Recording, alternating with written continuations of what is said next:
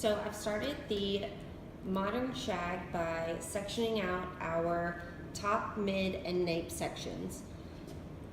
On the top, we've taken a horseshoe-shaped section. This horseshoe-shaped section just happens to be slightly narrower than most. A good way to find this is by finding the parietal ridge. The top half of your knuckle to the end of your finger is about in half an inch. So if you bend that down, that's a good way to find where you should section out your narrow horseshoe-shaped section. Then we moved on to our midsection. I started right below the crown and split this in half and went and pinned both sides on the left and the right in front of the ears. And I left our nape section down, which we parted right at the occipital bone. Good way to find the occipital bone is to take your comb, sit it at the nape, and wherever the comb leaves the head, that is where your occipital bone is found. So that's down and ready for us to get a 1 inch section at the center of the nape.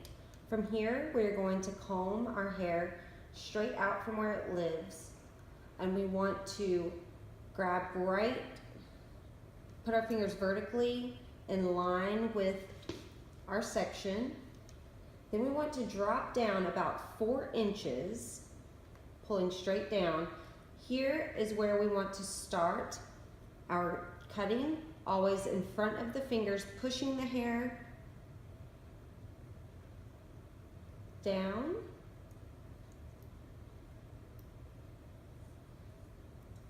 Never fully closing our shears.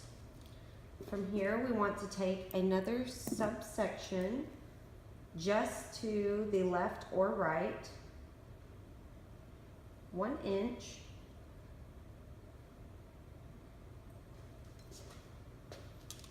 With this section, we are going to use a guide from our last section. I'm going to go ahead and pull this section over out of the way, just so that I don't accidentally grab hair that's already been cut.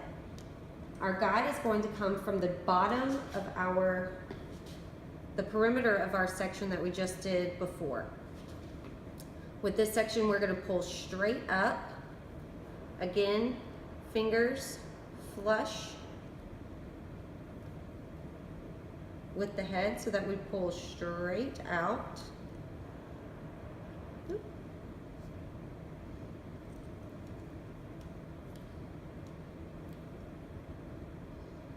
Pulling straight up. We find our guide. There's our guide. And we want to come behind.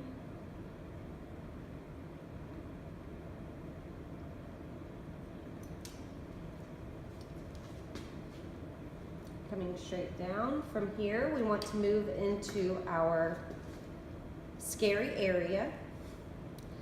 We call that the scary area because this is the place that gaps happen, right behind the ear. Can we all agree on that? Now we're just going to repeat what we did in our very first section. Again, I just want to clip this out of the way. Our body position is going to be straight in front of our section. We're going to over direct this section slightly back. Finger angle is vertical, and we are going to drop straight down 4 inches.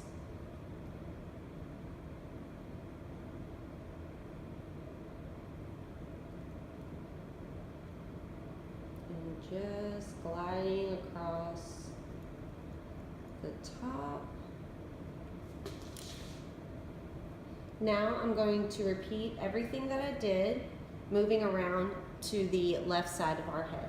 Finished mimicking my sections, again taking a subsection right next to the center with my fingers pointing down and pulling up. Then again with the scary area, fingers pointing up, section coming down. And you can see we've ended up with some nice movement in our nape area. Now we're going to move on to the midsection. I've taken another inch wide section at the center of the midsection. We're going to start by combing the hair straight out from the section and then pulling those ends up slightly. A good rule of thumb for the very first timers is to go ahead and clip out the section below. That way you don't accidentally cut into the section right below, because we are going to be twisting.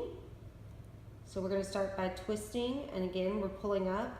As that twist gets tighter, you will move down the section, creating a nice tight, no buckle twist in the center. We're going to start about a ½ inch to an inch below the occipital. Now this can all vary based on the density of the hair and the texture of the hair. So you want to make sure this twist stays nice and tight, and we're just going to graze right over the top of the section. So I'm going to bring my shears in. Your shears need to be pretty flat to the section because it just slightly grazes over the top, and you can graze just a couple of times. Now, while keeping hold of the section, you want to come in and we want to notch the section. Again, notching, you can come straight in and take a lot. You can come in at an angle and take a little.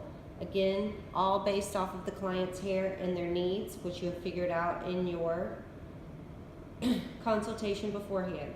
So notching and then going in and just taking off the very end of that length. I'm going to leave this section twisted so that I don't get it in with the other ones.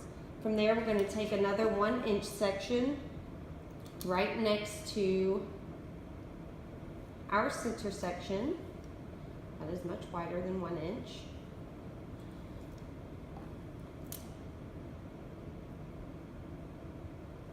So a good hot tip here, since our cutting is not right completely accurate, we want to make sure that our sections are very, very clean and accurate, because that's going to keep this haircut precision. Again, we're going to pull straight out from where the hair lives.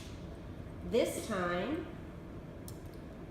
we're going to pull down and twist up. So in our previous section, we pulled up and twisted down, and the next section we're going to, in this section we're pulling out, down, and twisting up. Now, since we're coming up at an angle, we're going to start a little more than a ½ inch, because can we all agree that this is going to take a lot of hair if we start grazing right? So we've twisted up, and I did some grazing, and then my phone ran out of storage. So when teaching this, you want people to be able to see you, correct? Now when you're actually cutting, you want to stand as close to the section, or you want your body positioning to be directly in front of your section so that you can keep your section nice and tight. So I'm going to go ahead and re-twist this for us.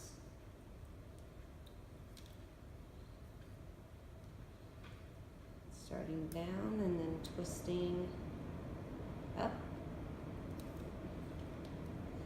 So I'm going to go in and notch my section since I've already grazed. I want to take just a little bit more, so I'm going in not quite at a hard angle and not quite straight up, and then take the end. So I'm going to continue this, wrapping around to the front of the head. alternating, twisting down and twisting up.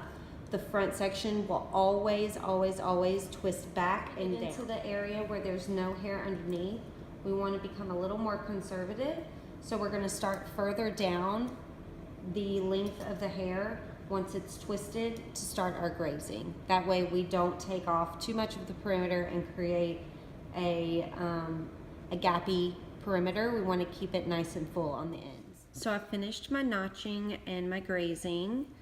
You can see that we've alternated up and down and then moved our front section back. I'm now going to continue this on to the opposite side of the head. Now that I've finished my grazing on my left side, you can see that we're up, down again. To know that you are cutting symmetrically, you will always end up with the same amount of sections going up and down on each side, and they should mirror each other because, again, we are not doing precision cutting, so therefore we want to do precision parting. Also, a little hot tip on our grazing technique. It is just a little motion, again, little motion with your finger. That way you're not taking gobs of hair out, and you can go back and take more. So you'll see whenever I brush this out, a ton of hair does not come out of the sections, and we're left with nice full ends. Now we're going to move on to our tops. Now that we've finished with the nape and the mid sections, we have clipped them out of the way. But before we did that, we added our new Hydrate Air Dry Cream. Moving on to the horseshoe shaped section, we take a 1 inch wide section starting from the hairline, going back vertically to the back of the crown. Once we have created our 1 inch section, we then subdivide that section right at the high point of the head. If you do not know how to find the high point of the head, the easiest way is to take your comb, lay it flat on the surface of the head, and wherever it lays flat, that is exactly where the high point of the head is.